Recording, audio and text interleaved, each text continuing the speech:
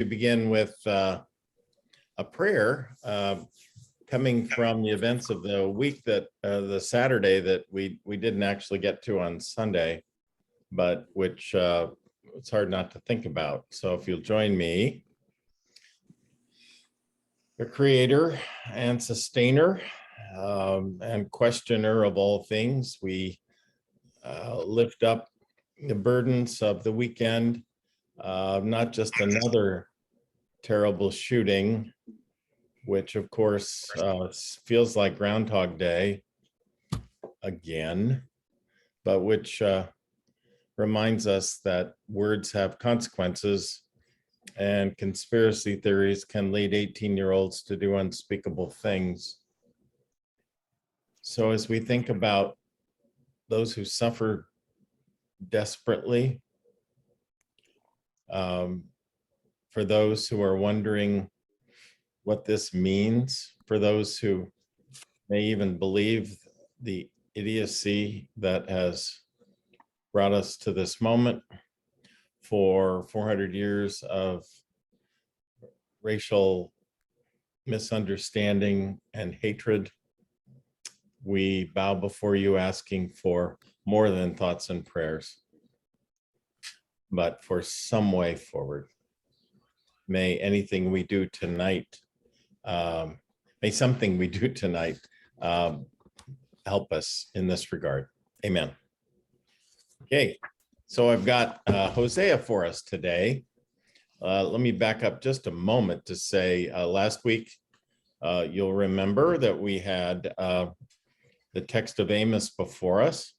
I'm remembering that when Houston Smith came to my church in Ashland, oh gosh, many, many years ago, and stood in our pulpit and talked about the religions, the enduring religions of the world. He said that the thing about a Hebrew religion that was entirely unique were the prophets, that there's just nothing like the prophets in any of the wisdom traditions of the world. Their heart, their stance, their position, there's nothing to compare them to, which I think is fascinating. So let's prize that uniqueness and move forward. Last week, again, we had Amos, who didn't claim to be a prophet, said he was a herdsman and a vine dresser from the tiny town of Tekoa. Think of Drain, Oregon, maybe. In Judah, the southern kingdom of the two Hebrew kingdoms that had split after the grandchildren of, was it the children of David were having a terrible time agreeing on who should rule. Anyway, remember that Amos was from Judah, the southern kingdom, and he goes to the northern kingdom, Israel, in order to complain about, well, it complains about everyone, but he calls for judgment, or says that God is calling for judgment against that nation because you sell the poor for a pair of sandals, he says. He's very upset about economic injustice. Hosea is the prophet we'll talk about today, who is contemporary of Amos, maybe a little bit later. He speaks of judgment coming for the nation of Israel too, that northern kingdom. He, in fact, though, is from Israel himself. Remember, Amos was told, go home and prophesy to Judah if you want, but leave us alone. They couldn't say that to Amos, to Hosea. So in Amos, we learned that God's all about wrath and passion for justice. And we remember very well the line, let justice roll down like waters and righteousness like an ever-flowing stream. Hosea is different in that Hosea is concerned with God's heart, not just God's anger. God has a passion for God's people. And so that's expressed in primarily two metaphors here. It's like a spouse's undying love for an unfaithful partner, and also like a parent's love for a rebellious child. A spouse's undying love for an unfaithful partner and a parent's love for a rebellious child. That is the mirror of God's heart, as Hosea sees it. And Hosea comes to understand this because he has a similar problem on the personal level with his spouse. Okay, so let me make a general statement asking a question: how does one discern a true prophet from a false one? A true prophet is someone who, and I'm thinking of the range of prophets we find in the Old Testament. A true prophet is someone who's caught in a crucible, pressed between a love of the people, God's chosen people, and love for God's idea of justice. So in some sense, the prophet is almost like a mediator who would actually rather not have to speak up, but can't help it because the prophet is a truth teller and feels caught between, again, God's concern about justice, particularly for the poor, and also between the folks who are mistreating the poor, who the prophet probably identifies with. So one thing of interest is that both Amos and Hosea are poets. But Hosea is unique in his poetic stance in that he's in love with similes and metaphors. Behind the sayings in Hosea's book is a person of unusual imagination. The imagery used to speak of God and people is astonishing in its power and variety. This is from James Limburg, a fine scholar. Two major metaphors describe the God-people relationship: God as husband and the people as unfaithful spouse. And then God as parent and the people as a rebelling child. I mentioned those already. In addition to these, there are a number of other pictures used for God and people. Some are personal ones. God is a farmer, the people a trained heifer. God is a hiker, coming upon his people as one comes upon sweet grapes in the wilderness. God as a bird catcher, the people like a dove without any sense. God as a physician, the people as a patient. God as one who provides shade and protection.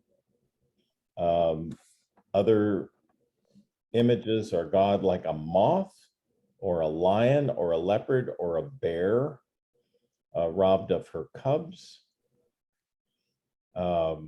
Imagery is also taken from plant life. God like a cypress tree, or God like dry rot, or the showers in springtime, or the dew. It's kind of remarkable using all those images. Okay.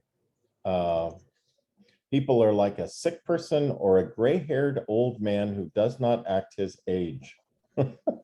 Chapter 7, verse 9. We should check that out. Or like a man who has hired a prostitute in chapter 8. Or even like an unborn child who does not have the sense to emerge from the womb. Well, there you are. Let's look for a minute at the background here. As with Amos, the weapon of God's judgment is wielded by Assyria. This was true, again, in last week's discussion in the book of Amos. And by the way, there are four main powers that rise and fall during the history of the Bible. The old Bible, the Old Testament. Egypt, we see that, of course, in Exodus. Assyria, which is what we're dealing with today, Babylon, which comes right on the heels of the Assyrian conquest of Israel, and then Persia, which comes on the heel of the Babylonian conquest just 50 years later. So Egypt, Assyria, Babylon, and Persia. So there are these power flows in which, while one is in ascendancy, the others are vying for power, so that there are occasions when, say, the people of Israel are under siege, or the people of Judah more likely are under siege by, say, the Babylonians, and they have to go away because the Egyptians are seeing their the fact that their troops are hunkered down in front of the walls of Jerusalem, that they're able to take advantage of the situation. So that's a very interesting thing. Israel is not a power at all. Never was, even though the rhetoric in First Kings about David is pretty strong. Israel is and always was a two-bit nation. It had and still has no natural resources, as far as I know. What it is a land bridge along an extension of the Silk Road that joins, by happenstance, 3 continents. I mean, it's a land bridge between Asia, Africa, and Europe. Asia, Africa, and Europe. This is the place where all roads meet.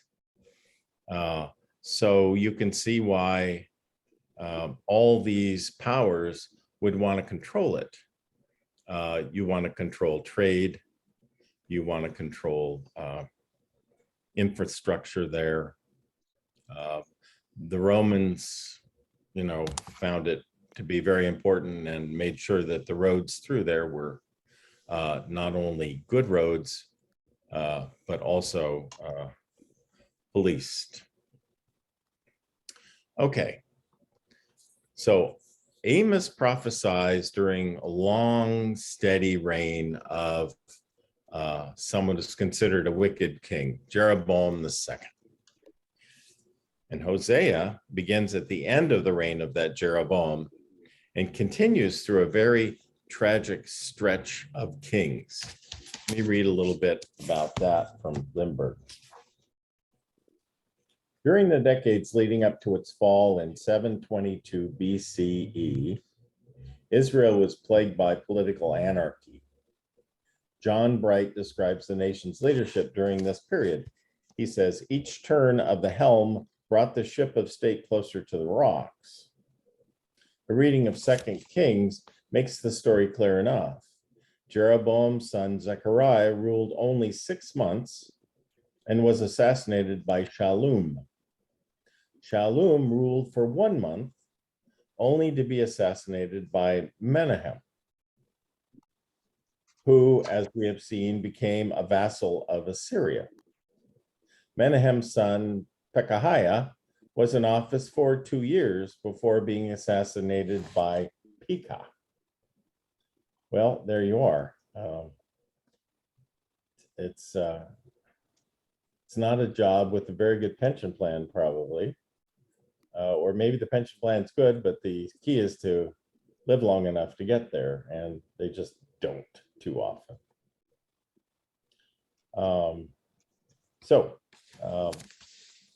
And in 732, Pekah was assassinated by Hosea, who first submitted to Assyria, but then rebelled. Hosea was then imprisoned and thus presided over the downfall of the nation and the deportation of its inhabitants in 722 BCE. So you got like 11-year stretch when you've got 4 or 5 kings, and it's quite the mess. But Amos is the prophet who sees this coming, and Hosea is the one who lives through it all. So if you have your Bibles, let me invite y'all to look at Hosea chapter 1.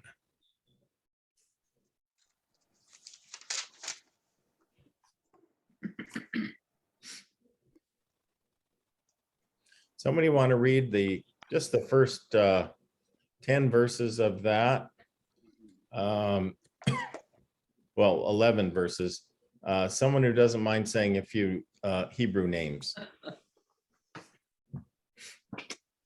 They're not too bad. I will start, but I'll really mess up the Hebrew names. Don't worry, The Lord gave these messages to Hosea, son of Beeri, during the years when Uzziah, Jotham, Ahaz, and Hezekiah were kings of Judah, and Jeroboam, son of Jehoash, was king of Israel. Hosea's wife and children. When the Lord first began speaking to Israel through Hosea, he said to him, "Go and marry a prostitute, so some of her children will be born to you from other men. This will illustrate the way my people have been untrue to me, openly committing adultery against the Lord by worshiping other gods."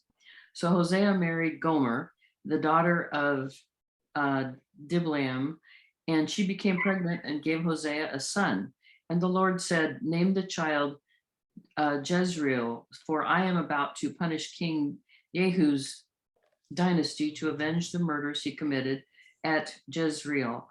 In fact, I will put an end to Israel's independence by breaking its military power in the Jezreel Valley." Soon Gomer became pregnant again and gave birth to a daughter. And the Lord said to Hosea, "Name your daughter Lo Ruhamah, which means not loved, for I will no longer show love to the people of Israel or forgive them. But I, the Lord their God, will show love to the people of Judah. I will personally free them from their enemies without any help from weapons or armies." After Gomer had weaned Lo Ruhamah, she again became pregnant and gave birth to a second son. And the Lord said, "Name him Lo Ami, not my people, for Israel is not my people, and I am not their God. Yet the time will come when Israel will prosper and become a great nation. In that day, its people will be like the sands of the seashore, too many to count. Then at the place where they were told, 'You are not my people,' it will be said, 'You are children of the living God.' Then the people of Judah and Israel will unite under one leader, and they will return from exile together. What a day that will be, the day of Jezreel, when God will again plant his people in this land.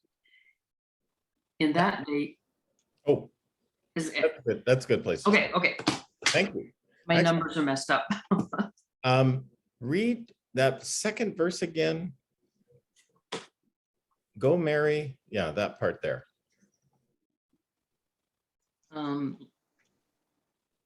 Go and marry a prostitute, so some of her children will be born to you from other men. This will illustrate the way my people have been untrue. Right. Okay. Now I love the idea when I'm always glad to get other people reading because they read from other translations. Right. And this is some version of Living Bible. It is okay. The New Living Translation. Yeah. I actually kind of like that. The original was a disaster, but it sold so well that somebody came along who was a real scholar and improved it. That's really an interesting point. I mean, others of you have different translations entirely from that, right? That don't suggest that these children actually came from adulterous relationships, right?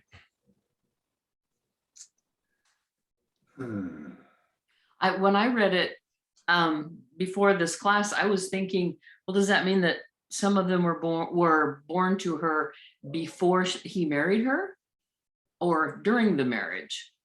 Right. That wasn't clear to me. Yeah. That's a really good question. Yeah, there's a lot of room for speculation here. The sense I get from your translation is the idea that she was coming and going in the relationship and sleeping around even when she was married to Hosea. Right. Right. And your word used prostitute. Yes. Mine uses promiscuous woman. Any other? It's different. I mean, Yeah. prostitute to us, of course, Right. has the connotation that she's paid for that, as opposed to just, she just sleeps around. That's a little bit different. And We can My- add harlotry. what's that? Yeah. We can add harlotry to the words. Harlotry, yeah, yes. yeah. There you go. Well, Heather. my version says that it's an unfaithful wife in some, and then in the section below, it says some Canaanite religions of Old Testament times, young women were expected to have sex with the worshipers of their God before marriage. Such women were called temple prostitutes. Right. Right. Many I of the Israelite women did the same thing, and Hosea is told to marry one of them to show that the nation has turned from the Lord. Right. So this is fraught. There is temple prostitution. There is traditional prostitution. And then there's the fact that Hosea will, in a future chapter we'll look at, buys her back from someone, meaning it's almost like she has a pimp or something that owns her, or at least that she's contracted with, and he's going to buy her back from, or buy her out of that. It was the lowest of the low economically for women. And I mean, that's, I've been reading some of this about the economic structure, and if you're no longer like on your ancestral family land because you've lost it to debt, or Right. and you're in some form of forced labor. And for women, that could very well have been prostitution. Exactly. So it was, to me, that sounds like a symbol of marry someone who is the victim of all of the bad things that have been going on. Right. I think And- go ahead. I think that would be true, Dan, with you think of it as prostitution, but in my version, it refers to her as an adulterous wife. And that has a completely different connotation. And they are children of unfaithfulness. That's And so actually it's what not mine, about, that's a different connotation. right. than That's actually what prostitution. this New Living Translation says before it launches into the actual words of the Bible. I There's see. an interpretation, and I don't know who wrote this, but it says that exact thing. Yeah. You'll marry an adulterous woman, Right. and the children will be result of those relationships. Oh, The scholars I've read are at sixes and sevens about this. They don't quite know the answer to it any more than we do, because there's different clues that may lead us to believe different things about this relationship. And one wonders too whether we have an assembly of several texts. Sometimes these biblical writers will borrow something old, just like in Genesis, whoever the biblical editor was, started the Noah story with the Gilgamesh story, right? Or a story like it, because it was borrowed and retold so many times that you can't even attribute it to one person anymore. It's fairly possible that there are other stories that are brought together in making the overall point about God's heart and Israel being adulterous in some sense of the word. So fascinating opening chapter. The idea of these children who carry names, we're really supposed to think of them as having these names and being in community with other people who call them these things and shake their heads until they're used to calling them these things. Children who've come from a family that is obviously in some sort of chaos, or at least trouble. Even though here, this is interesting, Hosea has trouble sustaining the judgment. Throughout this book, Hosea will talk about God's judgment, say things as unspeakable as call her lo ruma, which means not loved, speaking of a child, but then comes right along and says, yet I will show love to Judah, and I will save them not by the bow. God speaks of the possibility of forgiveness. Verse 10, yet the Israelites will be like the sand on the seashore, which cannot be measured or counted. Speaking of, does that ring a bell with those of you who've read Genesis chapter 12? It's where Abraham is called and told that he will have as many grandchildren as there are sand particles on the seashore, right? So you know that this is part of the larger tradition. Okay. Talk there about the massacre of Jezreel, did it not? Let me see if, oh yeah, there it is. From verse 4. I will soon punish the house of Jehu for the massacre at Jezreel, which is kind of weird. It's where Jehu in 2 Kings kills King Jehoram, son of King Ahab. Remember the notorious King Ahab. Then confronts Jezebel, Ahab's wife, who's still living, and urges her eunuchs to kill her by throwing her out a window, which her eunuchs do, and she's left dead in the street where the dogs lick her blood, which is awful. But I'm not sure why that has to be in this passage, but it harkens to more of the tradition for sure. Let's go on to chapter 2. And I'm going to read this. I'm wondering if some of this might have been borrowed from another poem that people might have known at the time. And I'm reading this from the New Revised Standard. Plead with your mother, plead, for she is not my wife, and I am not her husband. That she put away her prostitution from her face and her adultery from between her breasts, or I will strip her naked and expose her as in the day she was born, and make her like a wilderness, and turn her into a parched land, and kill her with thirst.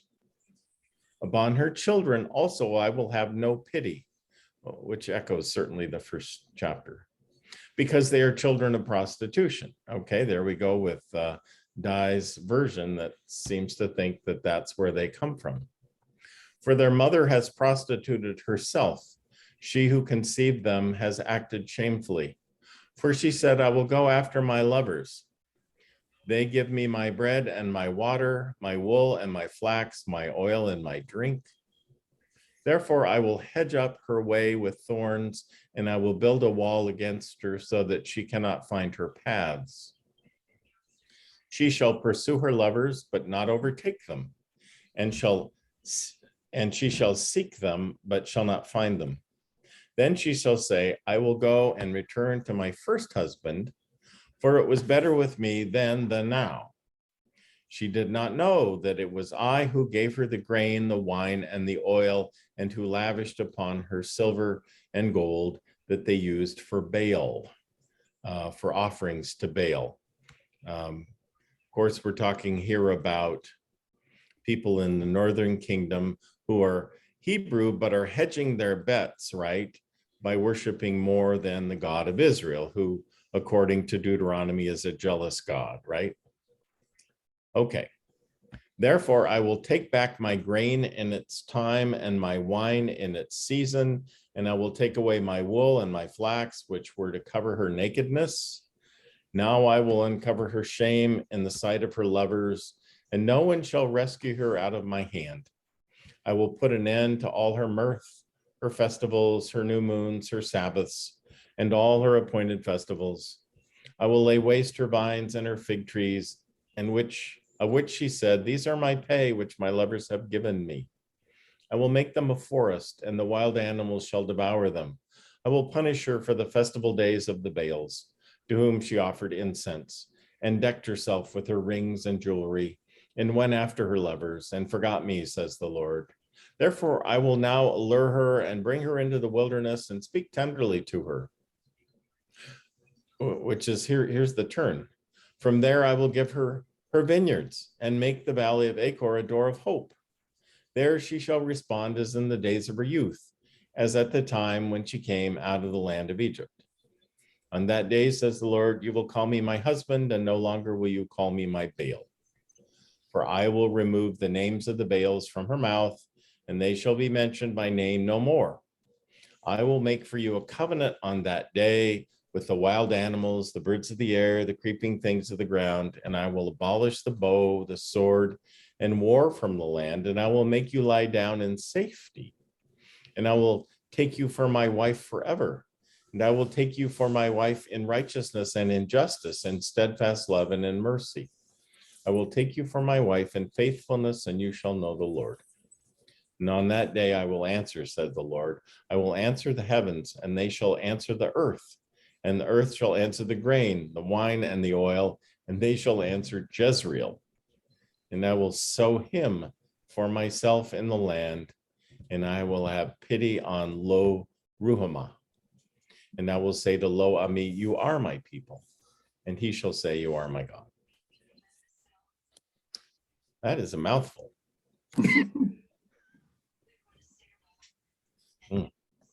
Comments?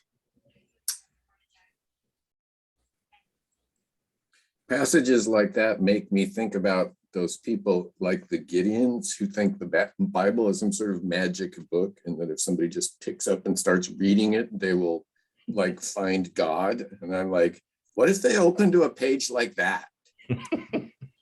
That's a good one. Yeah.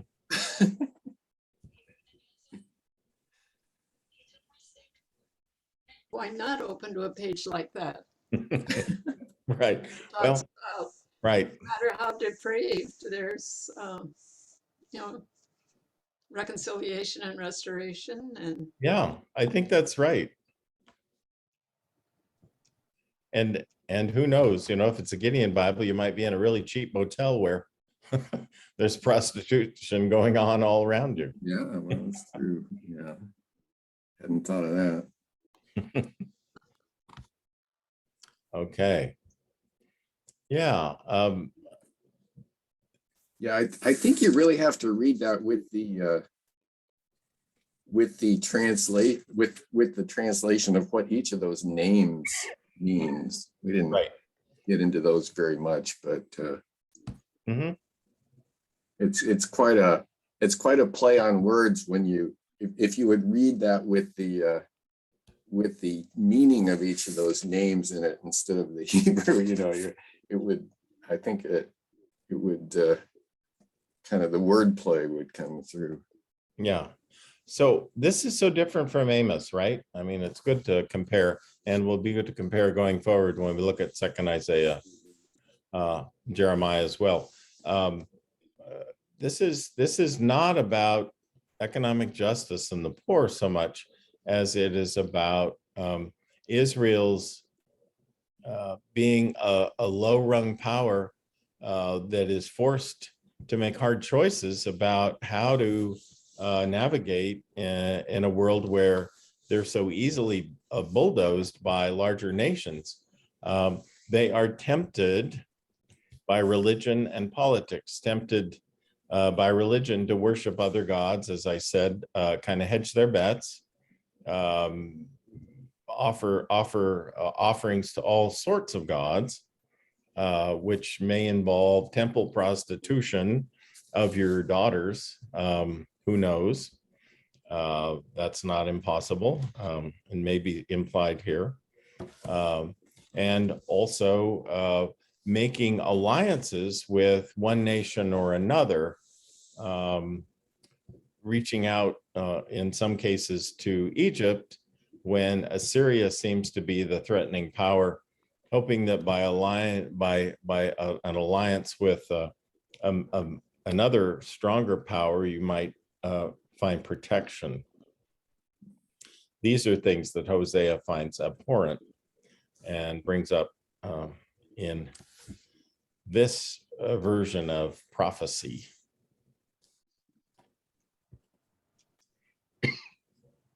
Okay, let's go on. Let's just keep moving into Hosea 3. Would someone else read Hosea 3 verses 1 to 5? Can do that. Thank you, Sharon. It's titled God's Love Offers Hope. Once again, the Lord spoke to me, and this time he said, Hosea, fall in love with an unfaithful woman who has a lover.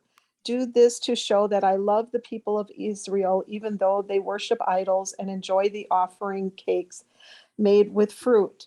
So I paid 15 pieces of silver and about 10 bushels of grain for such a woman. Then I said, now you are mine. You will have to remain faithful to me, though it will be a long time before we sleep together. It will also be a long time before Israel has a king, or before sacrifices are offered at the temple, or before there is any way to get guidance from God. But later, Israel will turn back to the Lord, their God, and to David, their king. At that time, they will come to the Lord with fear and trembling, and he will be good to them. Whoa, yeah.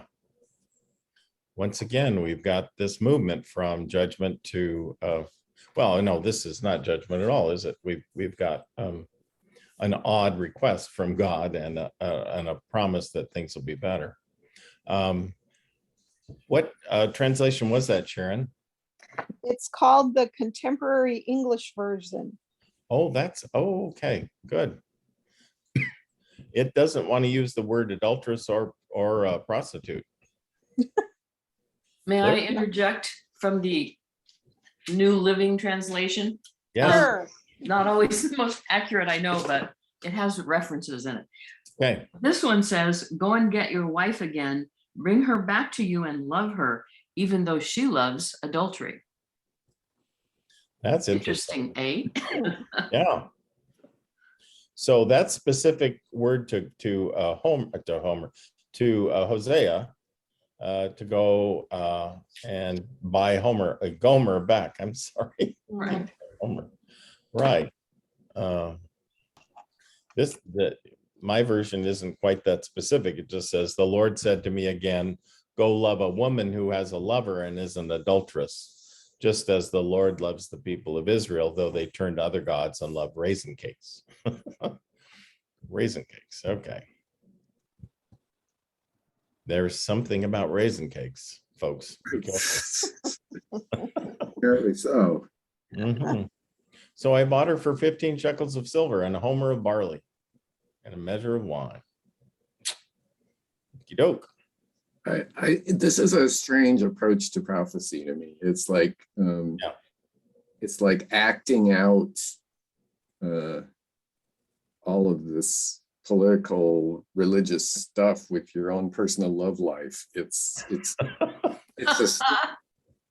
a strained metaphor at best, but it's I guess it's hard to imagine Hosea literally doing these things. Hopefully it's just metaphoric wordplay, but it's hard to Don't imagine. you think this might have actually, I mean, where would, my thought is you can't make this stuff up. So Well, that's it. Yeah. he must have had this kind of problem, and it's an everyday kind of problem. Well, yeah, maybe it was Hosea's problem and he's working it out, as a prophet. I don't know if it would, I mean, how would I know? But I think the metaphor works because I think everyone can relate at some level to the heartbreak that would come from loving someone who is an adulteress. Mhm. And so if you compare that to God's feeling of betrayal by the behavior of the people of Israel, Right. I think that is very unique and meaningful and easy to understand. Yeah. How remember- hard Oh, go ahead. No. I remember, Well, anyway. I'm stepping on your line. Go right ahead. It's fine. And how hard ultimately it would be to reconcile and forgive and to accept back into the loving embrace, but that is what we're called to do, and that is what God was offering. So that's all. And loving as well the children who may or may not be yours. I mean, who knows, right? As if that was significant. I like that about this, that it is so real and contemporary, or timeless. Maybe I should say timeless. I remember when I was in college, I read something from a medieval scholar that said that, you know, people didn't actually have romantic relationships and feel the same emotions we feel in the Middle Ages until the time of the Crusades, when knights went away and left their wives in you know, with lesser knights, lesser people, and there was the what was it called, the chivalric code began, and that's where we got all this. But I mean, this is just normal human emotion, right? And right here we see it very clearly.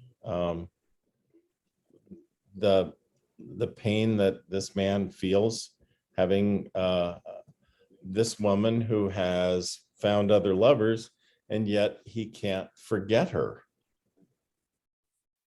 nor does he want to, and feels in fact called by God to make a go of it, no matter what. It's kind of a beautiful story.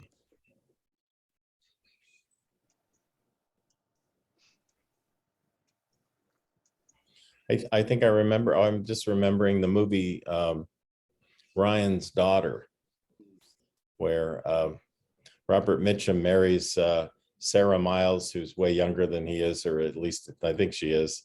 And she has passion, and he's a really anal Irishman. And she goes off and has affairs. And at the end, somebody says, well, of course you should take her back. You know, it was like, he feels dishonored, but he wants her, and he's given permission, I think, by a minister. I think that's probably it. Says, of course, you know, just work it out. Anyway, so it's an old story.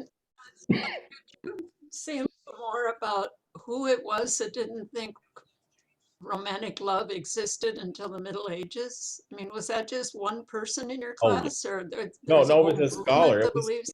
It was some scholar who was making points about the chivalric tradition, saying that the chivalric tradition was a watershed in history, and that all our ideas about romantic love actually spring from the fact that these husbands went away to war, and the women were left alone for years sometimes, and there were men taking care of the castle and the keep, and they were attracted to the women, and the women were attracted to them, and the whole business of love, as we understand it now, was born. Who knows? Who knows? And I guess I've always thought that romantic love was sort of irrelevant and beside the point through much of what we know of history, because so much of it was, you know, making alliances, and so-and-so's son had to marry so-and-so's daughter Right. for a military alliance or to enlarge the kingdom, and romance didn't really have anything to do with that. So Or to put together enough money so that you could weather any eventuality. Right. But there's always been affection, right? And I mean, course. maybe wasn't romance in marriage, but that doesn't mean there wasn't romance. right. Okay, that's well said. Let's change metaphors, because Hosea calls us to do that. I'm going to move us to Hosea chapter 11. And I'll just say that this chapter really the first time I read it was in a college Old Testament class. And all my old ideas that the Old Testament was full of wrath, the God of wrath, and the New Testament was the God of love, had to go out the window because of this particular chapter. So would somebody read who hasn't read yet, Hosea 11, 1 to 11? I will. When Israel was a child, I loved him, and out of Egypt I called my son. But the more I called Israel, the further they went from me. They sacrificed to the Baals, and they burned incense to images. It was I who taught Ephraim to walk, taking them by the arms, but they did not realize it was I who healed them. I led them with cords of human kindness, with ties of love. I lifted the yoke from their neck and bent down to feed them. Will they not return to Egypt, and will not Assyria rule over them because they refuse to repent? Swords will flash in their cities, will destroy the bars of their gates, and put an end to their plans. My people are determined to turn from me, even if they call to the Most High. He will by no means exalt them. How can I give you up, Ephraim? How can I hand you over, Israel? How can I treat you like Admah? How can I make you like Zeboim? My heart is changed within me. All my compassion is aroused. I will not carry out my fierce anger, nor will I turn and devastate Ephraim. For I am God and not man, the Holy One among you. I will not come in wrath. They will follow the Lord. He will roar like a lion. When he roars, his children will come trembling from the west. They will come trembling like birds from Egypt, like doves from Assyria. I will settle them in their homes, declares the Lord. Okay. What do you make of that one?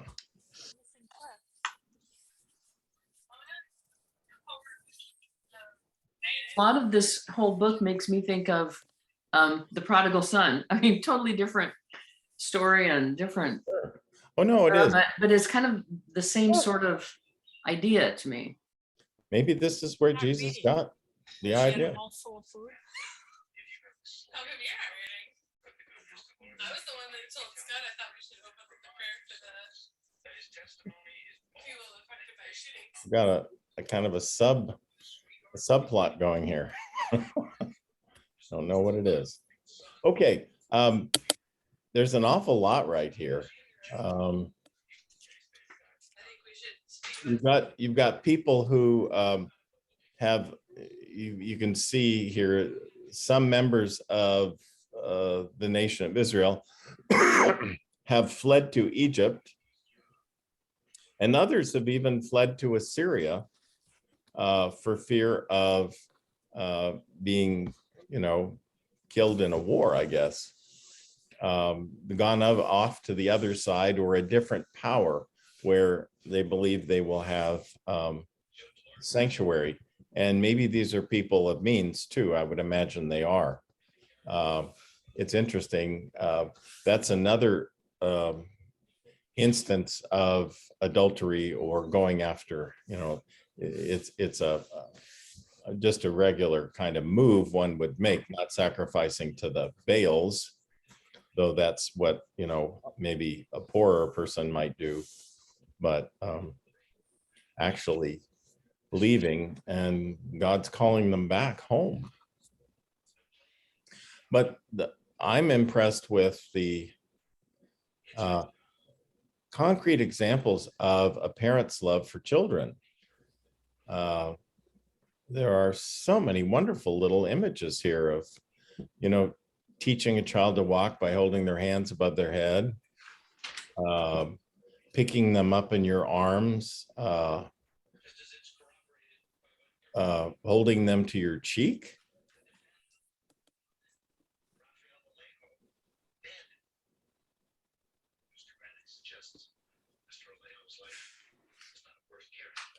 But you're right, there's the prodigal son image here as well. Mm.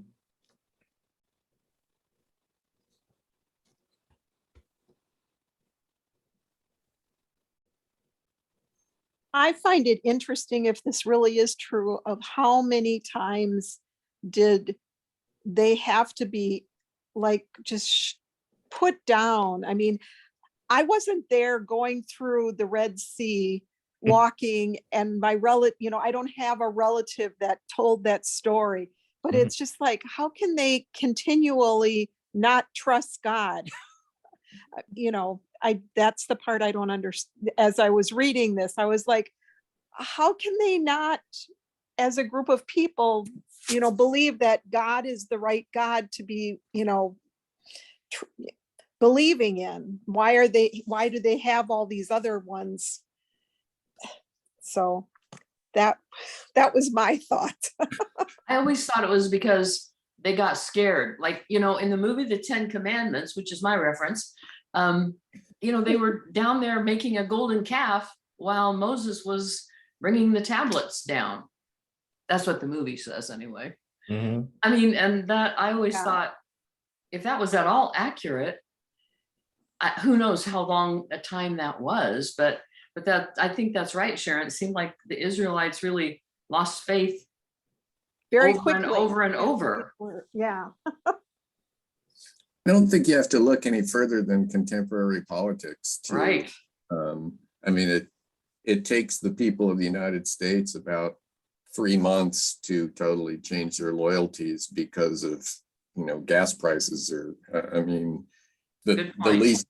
least little thing will shoot us off into a different direction. And some of this biblical stuff takes place over generations and centuries. So, Yeah, but Um, how many people walked through the the parting of the sea? I mean, you look at the United States, how many millions of people? It wasn't millions of people. It was maybe 1,000 people. I mean, how can you, I guess that's the thing that just gets me, is how can you not believe in all of that? I mean, the golden calf, doesn't make sense to me either, after you've just been freed, from being, Yeah.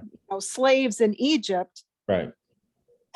Yeah, that story is, that's a good juxtaposition of stories. No, I'm with Dan. I remember when George Floyd was murdered, a lot of people looked at that video and they got religion about it. And it was like 90% of the people in this country thought that was a travesty. And not long after, we became, 50-50 again, about how we address racial disparity in this country. It didn't take any time at all for people to forget something that was pretty right in their face, to go back to some other ideas that have made us, put us back to square one again. That's probably not the best example, but it's one of many. Yeah. Mhm. Very disconcerting, but I think you're absolutely right to bring that up. There is a sense God here is transcendent.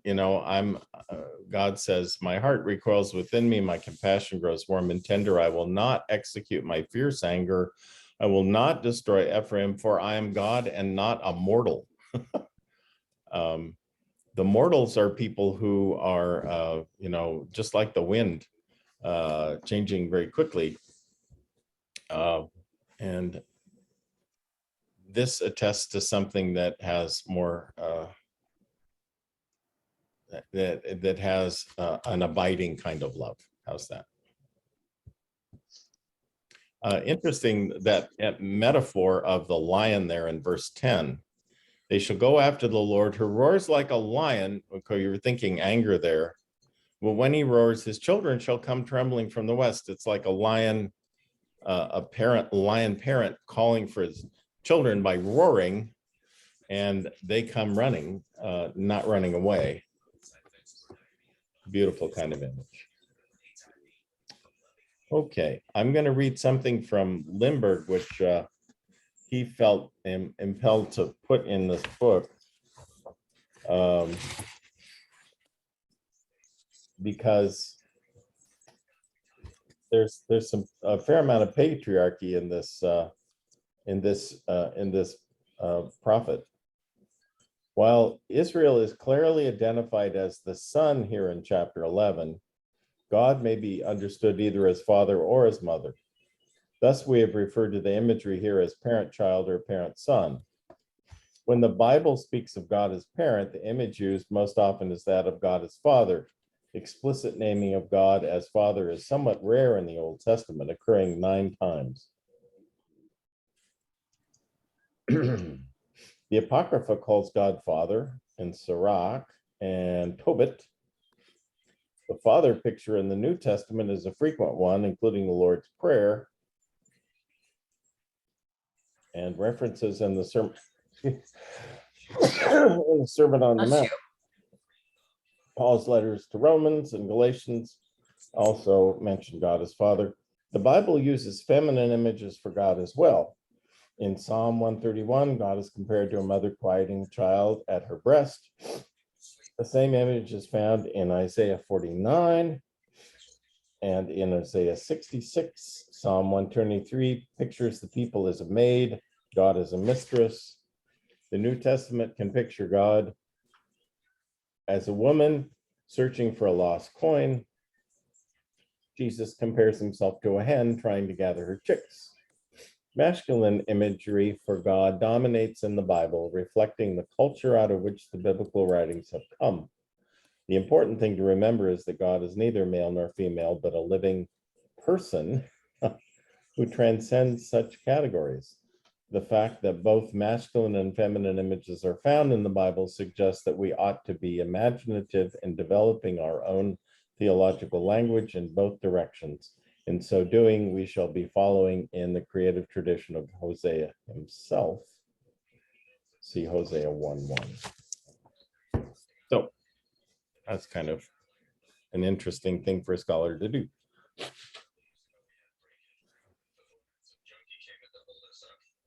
We have a few more minutes. Let's look at Hosea chapter 14 as we close. That's the last chapter.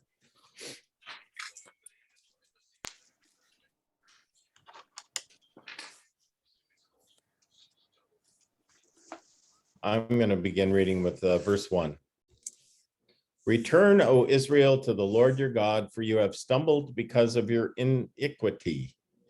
Take words with you and return to the Lord. Say to the Lord, take away all guilt, accept that which is good, and we will offer the fruit of our lips.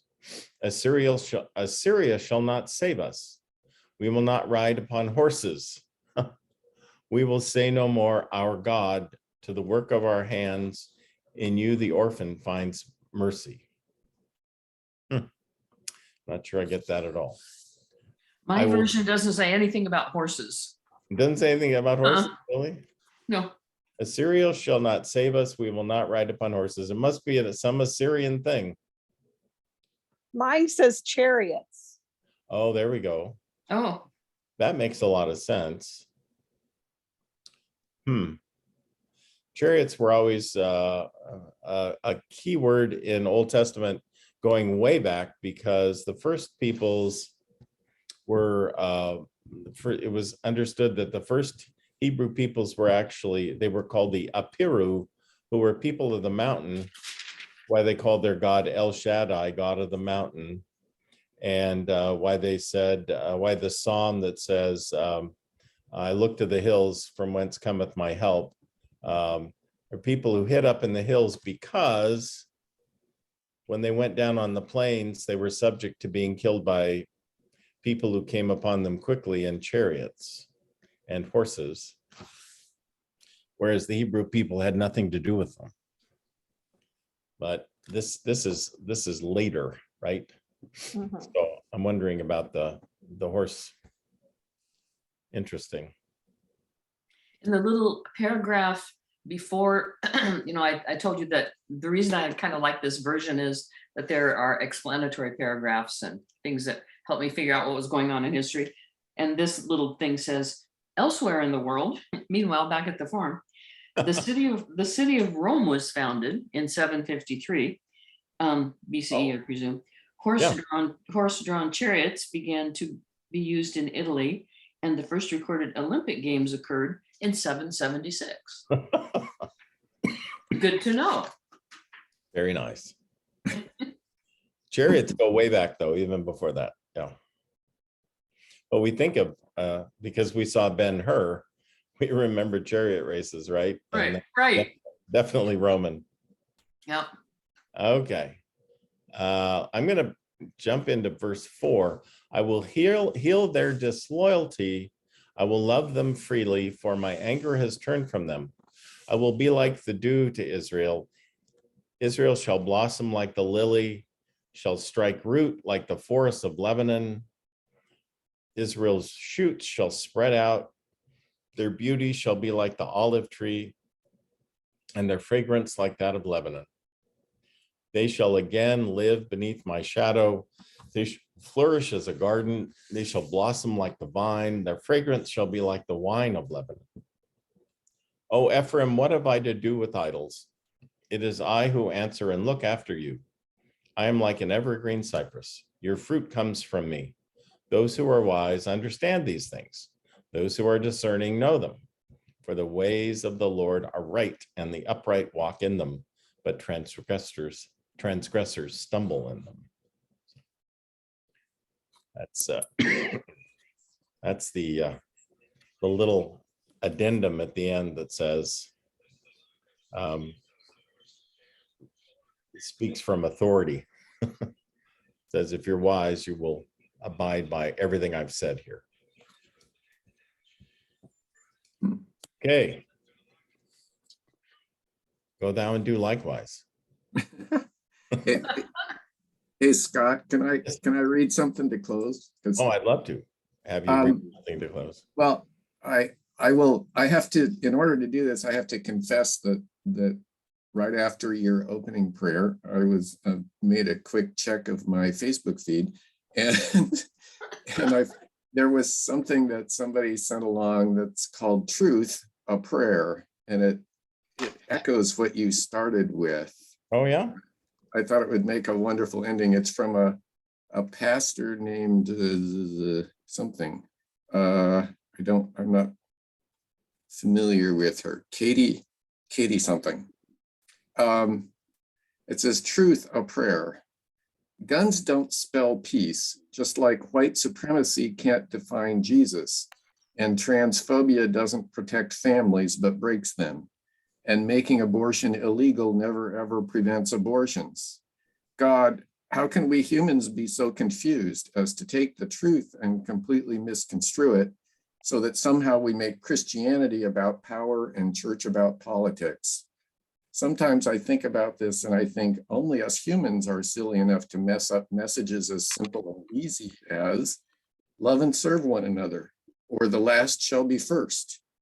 Yet here we are, God, tangling truths around our tongues, tricking ourselves with comforting lies, ignoring the whisper of the Holy Spirit that says, fear not.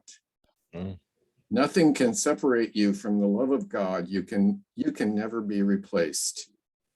I hope you have, and that's a reference to replacement stuff. I hope you have some truth for us today, God, some clear, cool, and collected truth gathered into the waters of baptism, spilling into our hearts and souls, because we need your truth. Help us to tell ourselves the truth. I pray, we pray, amen. Very good. I liked it. Yeah. Any other conclusions or comments about Hosea? I will say one thing, just I don't want to go back and look at specific things, but when I read this chapter, I sometimes get confused as to who is speaking. Right. I this, and is that Hosea prophesizing, or is that the voice of God? I find that quite confusing, even in that last chapter that you read, Scott. Especially that chapter, I think in some ways. Yeah. I Right. felt the same way with the translation that I was reading as well. Several times I thought, wait, who's I here? Yeah. Okay, so it wasn't just me. Nope. And No. it wasn't just what the translation you were reading either. And again, I wonder if, this material is probably stitched together from several sources. And, those who are smarter than I am can sometimes probably see the places where the texts are sewn together. And you see the difference, of course, in exactly what you were talking about as to subject and narrator, because it often is a little confusing. That second chapter I read, I'm pretty sure that the first 10 verses, I can't remember how many verses, the first number of verses is maybe a story or a poem about something that is like the situation of Hosea, but not the same, and was borrowed probably out of whole cloth because it was something that people revered and could understand in reference to the Hosea story. We just don't know the reference. That's just the nature of ancient literature, I'm sure, too. So anyway. I think it's the stuff that gives translators nightmares, because Right. I think in the New Testament Greek, there's a lot of that too. There's just like, there's dangling pronouns where they're all of a sudden you come on a he or a they or a whatever, and you're not really sure who it's talking about. Right. So many real translations in Old Testament will give you the note that says the text here is corrupted, right? And who knows what that means, but it just means pretty much that the translators are having fits, right? They just can't figure it out. Okay. There was some spot, oh, I'm sorry. No, go ahead. This is fine. Just along those lines, one last thing. There was some verse in my translation where it was the quote was Israel, blah, blah, blah, and then immediately said, and they, and I thought, well, that's proper 2022 use of pronouns, isn't it? Right, exactly. Yeah, we're getting to that point. I feel that way a lot of times when I read this. Okay, people, God bless. And Thank you, Scott. Thank you. Thank see you you. next time. Okay. Bye, everybody. Bye. Good night.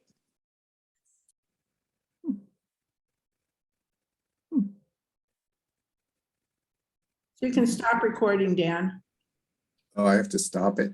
You Or don't just- have to, I don't think, but it's If I on. just I if I usually just stop close recording. the meeting, it'll stop, right? It will. It's okay to do that. All right. Good. So All I right. don't know if I'll be here or not next week. I just wanted to make sure that you knew how to do it. But I will get it uploaded. Now I do. I never actually go through the Zoom app. Now that I see it, I know where to sign in. Great, great. Everything going okay with you? Yeah, finally getting this stuff, finally getting to work on the garden. The Okay. weather's nice this week. You chose the wrong time to leave. Oh, that's nice. Well, it's nice here. Our So- daughter has COVID, but I think she's getting better. She worked a little bit today, so I'm hoping she'll recover soon. So where's your timeshare on the Big Island? It's in Keaho. It's just south of Kailua. Kailua. Yeah, we were just there last October. Which Coast Resort. it's Coast Resort. Yeah. Yeah, my wife used to have a timeshare in there, and I stayed there once, but she lost it in the divorce because it was originally bought by her ex-mother-in-law. But Oh, and it's long story, but yeah, I Yeah. have stayed at. but you've been here. You've been to this area. But yeah, we were at a house up by just above what you call it, Magic Sands Beach. Oh, yeah. last October, and spent some time down Keohuu, however you say it. When were you there? Last October. Oh, okay. Makes sense. Well, it's a little bit, things are a little bit more opened up here. They said that actually that this resort was closed for at least 6 months and Mm. just opened again in October. Mm. And they said almost everything on the island was closed, like all the resorts. Yeah, I kept reading about how devastated Hawaii was going to be, and then when we were there last October, it didn't. Not much looked different. Here and there was a restaurant that had closed and hadn't reopened, but Did you go to the volcano park? we did do a tour. I took my daughter on a tour down that direction, and we went into Volcano Park. Okay, well, anyway, yeah, I don't know what we're gonna do yet. We've just been relaxing. We're not doing too much yet, but we've been here a lot of times, so. But I think we will go to the volcano park. Yeah, there was quite a bit of like steamy activity going on, and that you can't drive all the way around the crater anymore because the road got knocked out on the other side, and Right. it's always changing, different every time. Changing.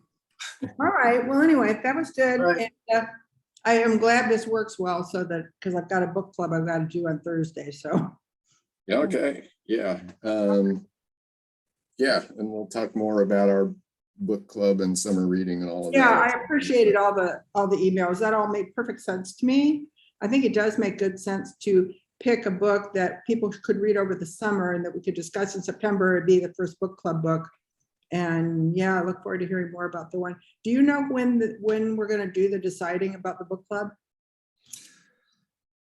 I think Janet usually starts the process with our June book, I think, because we only go through June, I think. I mean, have we given Wait, her? no, July. I know you've Yeah, given her that's right. some. Yeah. I've got to kind of look and see if there's some that I want to add.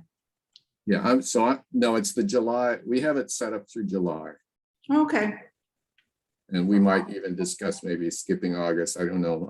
I'm going to miss the June meeting because we're going back to Colorado.